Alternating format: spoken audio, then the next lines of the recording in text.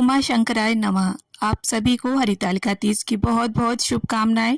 माता गौरा की कृपा हम सभी पर सदैव बनी रहे। इसी मंगल कामना के साथ आज के इस वीडियो में मैं आप सभी को हरितालिका तीज व्रत की पूजा विधि बताऊंगी। तो भाद्रपद मास के शुक्ल पक्ष यानी भादो के महीने के शुक्ल पक्ष की तृतीय तिथि को हरितालिका तीज का त्योहार मनाया जाता है। इस दिन सुहागिन स्त्रियां अखंड सौभाग्य के लिए और कुंवारी कन्याएं अच्छे घर वर को पाने के लिए माता पार्वती, शिव जी, गणेश जी मतलब पूरे शिव परिवार का पूजन करती हैं और व्रत रखती हैं। और हरितालिका तीज को गौरी तृतीया और तीजा का व्रत भी बोला जाता है। और केवल हरितालिका तीज का व्रत एक ऐसा व्रत है जो आजीवन रखा जाता है, कभी भी छोड़ा नहीं जा सकता। और यह बहुत ही कठिन व्रत होता है, निर्जला रहकर किया जाता है। तो चलिए अब हम देख लेते हैं कि हरितालिका तीज व्रत में हमें पूजन किस तरह करना है। तो देखिए शाम के समय यानी प्रदोष काल में ये मुख्य पूजन किया जाता है। और देखिए यहाँ पर मैंने चौकी लगाकर उसके ऊपर लाल पीला वस्त्र बिछा लिया है। और देखिए मेहंदी एक दिन पहले ही आप लगा लें, अच्छे प्रकार से चूड़ियां पहन लें, मतलब 16 श्रृंगार करके हमें ये पूजन करना होता है। और अपनी शादी की चुनरी या पीलिया जरूर ओढ़ लें पूजन करते समय। और पूजन की सभी सामग्री पर, चौकी पर और आपने जो भी पहना है सभी पर आप गंगा जल जरूर छिड़क लें। और हरितालिका तीज के व्रत में फुलैरे का विशेष महत्व होता है। तो चौकी के ऊपर मैंने फुलैरा लगा लिया है। और ये जो फुलैरा होता है ये शिव जी की पुत्रियों के नाम के होते हैं। तो आप चाहें तो यहाँ पर ओरिजिनल फूल भी लगा सकते हैं। अब इसके बाद फूलों का या अक्षतों का आसन देते हुए शिव परिवार की फोटो को हम विराजमान कर लेंगे। और यहाँ पर देखिए मैंने फुलैरा लगाया है चौकी के ऊपर। आप चाहें तो देखिए केले के पत्तों का मंडप भी सजा सकते हैं। अब अक्षतों का आसन देते हुए यहाँ पर हम कलश की स्थापना करेंगे। और देखिए हरितालिका तीज के व्रत में कलश की स्थापना अनिवार्य होती है, तो कलश स्थापना आपको जरूर करनी है। और आप चाहें तो देखिए सिंपल ऐसे ही थोड़े से चावलों के ऊपर भी कलश की स्थापना कर सकते हैं। और वैसे ही अष्टदल कमल बनाना बहुत आसान होता है, खाली 8 दल होने चाहिए। इस तरह से देखिए आप 8 लाइनें खींच देंगे तो अष्टदल कमल की आकृति बड़े ही आसानी से बन जाती है। अब ये मुख्य रूप से माता पार्वती के लिए पूजन किया जाता है। तो यहाँ पर देखिए हल्दी और कुमकुम भी आप इसके ऊपर डाल दें। और इसके बाद यहाँ पर एक मैंने पीतल का लोटा लिया है, कंठ पर उसके मोली बांध ली है, स्वास्तिक बना लिया है रोली से। और इसके बाद देखिए अब हमें इसमें थोड़ा सा गंगा जल डालना है। फिर जल से हम इसे ऊपर तक भर लेंगे, कंठ तक।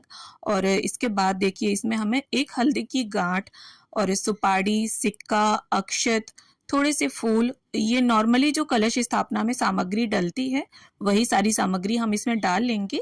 अब इसके बाद देखिए हमें कुछ पत्ते लेने हैं। यहाँ पर मैंने आम के 7 पत्तों का एक बंच लिया है।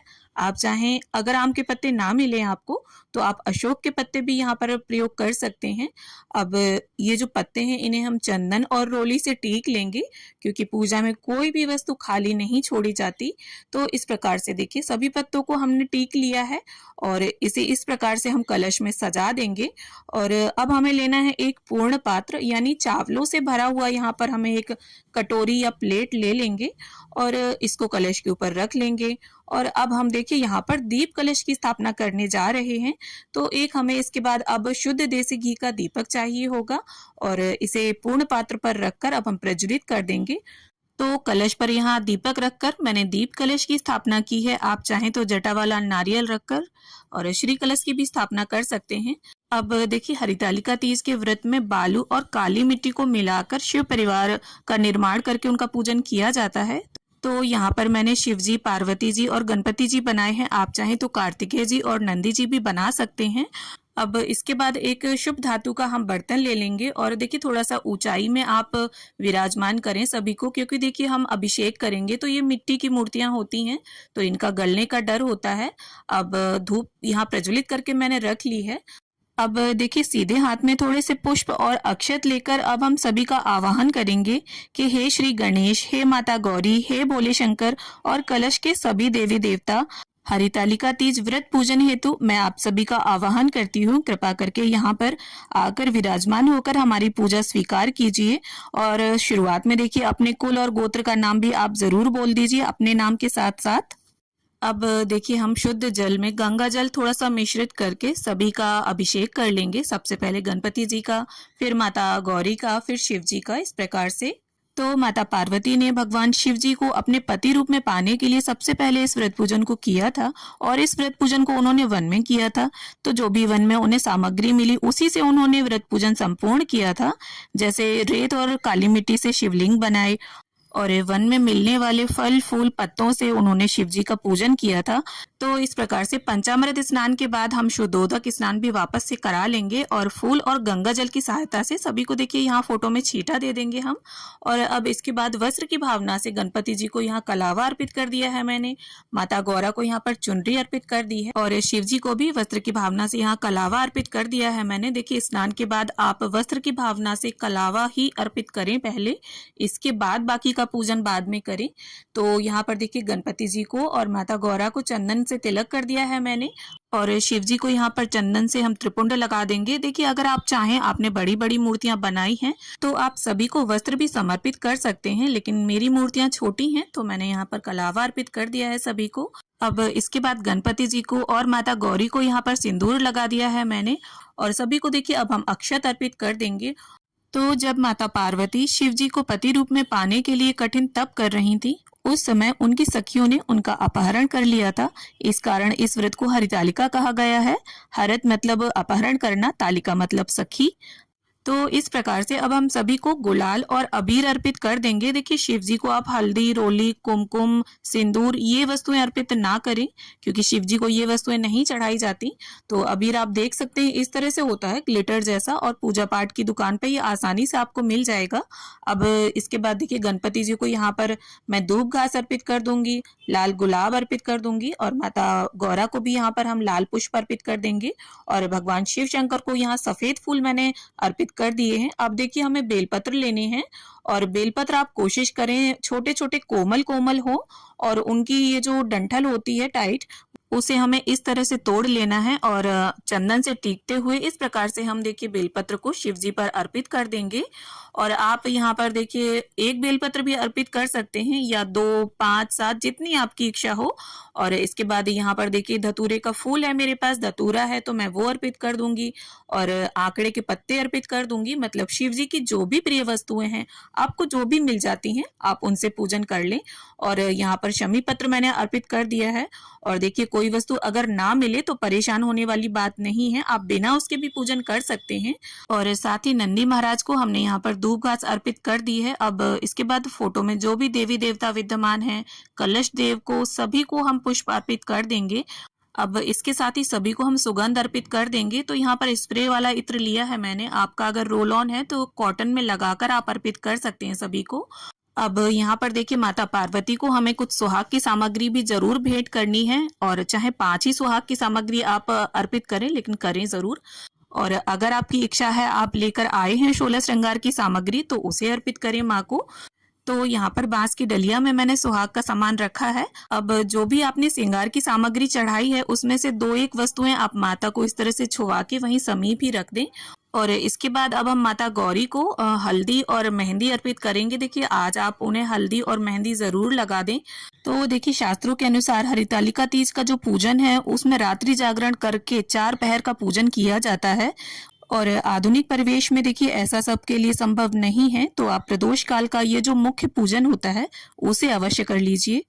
अब इसके साथ ही आपकी शादी का जो सिंदूरा है, मतलब जो सिंदूर दानी है, उसे यहीं चौकी पर माता गौरी के समीप रख दीजिए। और इसके बाद देखिए 3 तरह के या 5 तरह के जो भी फल उपलब्ध हो उन्हें अर्पित कीजिए और फलों पर देखिए बेलपत्र जरूर रख दीजिए। मतलब जो भी भोग आप रखेंगे उसके ऊपर बेलपत्र अवश्य रूप से आपको रख देना है। अब एक श्रीफल में कलावा बांधकर और एक लाल पुष्प और बेलपत्र रखकर हम इसे गौरी माता को अर्पित कर देंगे। अब देखिए दूध से बनी कोई मिठाई 1 तरह की या 3 तरह की या जो भी आपने घर में पकवान बनाए हों उन सभी का आप भोग अर्पित करें। अब इसके साथ देखिए भोग प्रसाद अर्पित करने के बाद हरितालिका तीज की व्रत पुस्तिका है अगर आपके पास तो आप उसका भी पूजन कर लीजिए। और इसके बाद हाथ में पुष्प, बेलपत्र या अक्षत रखकर अब हम हरितालिका तीज की व्रत की कथा को पढ़ लेंगे या सुन लेंगे। और देखिए कथा पुस्तिका अगर ना हो आपके पास तो आप मोबाइल पर भी सुन सकते हैं। और देखिए ये जो पूजन होता है इसमें रात्रि जागरण करना होता है, तो सभी सखी सहेलियां मिलकर पूरी रात गीत गाती हैं। इससे जो व्रत है वो ज्यादा कठिन नहीं लगता है हमें, क्योंकि देखिए निर्जला व्रत होता है और पूरी रात्रि का जागरण करना काफी मुश्किल हो जाता है। तो अगर आप पूरी रात्रि का जागरण ना कर पाएं तो कलश के ऊपर का दीपक बड़ा रखें, अखंड रखें, मतलब पूरी रात्रि वो प्रज्वलित रहना चाहिए और चौकी के पास ही आप सोएं। इससे जो रात्रि जागरण का पुण्य फल है वो आपको प्राप्त होता है। अब इसके साथ ही देखिए हमें एक छोटा सा हवन भी करना होगा। तो हवन कुंड को आप पहले पूज लें, पूजा कर लें उसकी, और इसके बाद गाय के गोबर के उपले को सुलगाकर उस पर सबसे पहले 5 आहुतियां घी की दें। इसके बाद हवन सामग्री की आहुतियां दें और जो भी भोग प्रसाद आपने अर्पित किया है उसकी भी आहुति इसमें जरूर दे दें। और आहुति देते समय ओम गौरी देव्यै नमः स्वाहा, ओम शिवाय नमः स्वाहा, इस तरह से मंत्रोच्चारण करते रहें। अब देखिए हवन संपन्न करने के बाद सीधे हाथ में थोड़ा सा जल लेकर आप हवन कुंड के आसपास जरूर फिरा दें और इस बात का ध्यान रखें कि जो अग्नि प्रज्वलित है कुंड की उसमें जल ना जाए। अब इसके बाद यहाँ पर मैं कपूर आरती कर रही हूँ। आप चाहें तो घी के दीपक से आरती कर सकते हैं, लेकिन जो कलश का दीपक है उसे हमें बिल्कुल भी हिलाना डुलाना नहीं है। तो इस प्रकार से हम सभी की, गणपति जी की, माता पार्वती की, भगवान शिव शंकर की, कलश में विराजित सभी देवी देवताओं की सच्चे मन और प्रेम भाव से आरती उतार लेंगे। तो सबसे पहले आपको गणपति जी की आरती गानी है, फिर माता गौरी की, फिर शिव जी की। और आरती संपन्न करने के बाद अपनी इच्छा और सामर्थ्य के अनुसार कुछ दक्षिणा अवश्य निकाल दें। इससे पूजा में अगर कोई कमी होगी तो वो पूरी हो जाएगी। अब देखिए सुबह जब विसर्जन करना होता है हमें, मतलब जब पारण करेंगे सुबह हम, उसके पहले हमें सुहाग लेना होता है माता गौरी से। तो इस प्रकार से जो हमने सिंदूरा रखा था यहाँ चौकी पर, उसे अपने साड़ी या चुनरी के पल्लू में इस प्रकार से लेना है। और देखिए सिंदूरदानी में आप जूठा सिंदूर ना रखें, नया सिंदूर भरकर रखें। और इस तरह से देखिए 5-7 बार हमें गौरा माता को इसे अर्पित करना है। और जब हम देखिए सिंदूर अर्पित करेंगे माँ को, या जब भी हम कोई पूजन करते हैं तो हमेशा हमें रिंग फिंगर का यूज करना चाहिए। और इसके बाद जितनी बार भी आप सुहाग देंगे उतनी बार ही आपको माता से सुहाग लेना होगा और इसे लेकर इस तरह से अपनी मांग में आप सजा लीजिए। अब इसके बाद हाथ जोड़कर सभी से पूजा में रही कमियों के लिए क्षमा याचना कर लेंगे और गौरी शंकर से ऐसी प्रार्थना कर लेंगे कि वो हमारे सौभाग्य को हमेशा अखंड बनाए रखें। तो जो व्रत का पारण है वो अगले दिन सुबह सुहाग सामग्री और भोज्य पदार्थ दान करके किया जाता है।